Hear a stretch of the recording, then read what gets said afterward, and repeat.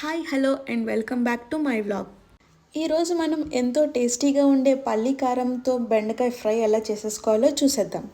ముందుగా కడాయిలో 2 table spoons of oil తీసుకొని అందులోనే 1 టేబుల్ స్పూన్ జీలకర్ర, అలాగే హాఫ్ టేబుల్ స్పూన్ ఆవాలు, అలానే కొంచెం పచ్చిశనగపప్పు వేసుకుని బాగా ఫ్రై చేసుకోవాలి. వన్స్ శనగపప్పు అంతా కొంచెం ఫ్రై అయ్యాక కొంచెం కరివేపాకు కూడా వేసుకుని బాగా వేపుకోవాలి. తర్వాత మనం కట్ చేసి పెట్టుకున్న బెండకాయలను కూడా వేసుకుని బాగా ఫ్రై చేసుకోవాలి.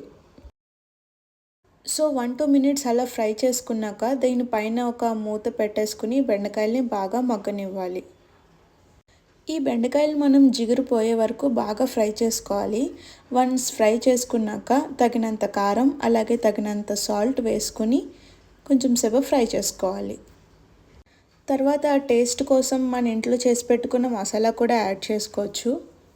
సో ఈరోజు నేను స్పెషల్ ఇంగ్రీడియంట్ కింద పల్లి కారం అయితే యూస్ చేస్తున్నాను బెండకాయ ఫ్రైలో. దాన్ని ఎట్లా చేసుకోవాలంటే, మనం ముందుగా పల్లీలన్నీ ఫ్రై చేసుకొని, అలానే తర్వాత ఎండుమిర్చీలు కూడా ఫ్రై చేసుకొని కొంచెం సాల్ట్ వేసి బాగా మిక్సీ పట్టి చేస్తే పల్లీ పౌడర్ మనకి రెడీ అయిపోతుంది. సో దాన్ని మనం ఏదర్ దోసెస్లో కానీ లేదంటే వేరే అదర్ ఫ్రైస్లో కానీ యూస్ చేసుకోవచ్చు అన్నమాట. సో దానికి మనకి మంచి టేస్ట్ వస్తుంది. సో మనకి బెండకాయలన్నీ బాగా ఫ్రై అయ్యాక ఈ పల్లి కారం కూడా వేసేసుకొని స్టవ్ ఆఫ్ చేసేయడమే. అంతే, ఎంతో టేస్టీగా ఉండే పల్లి కారంతో బెండకాయ ఫ్రై రెడీ.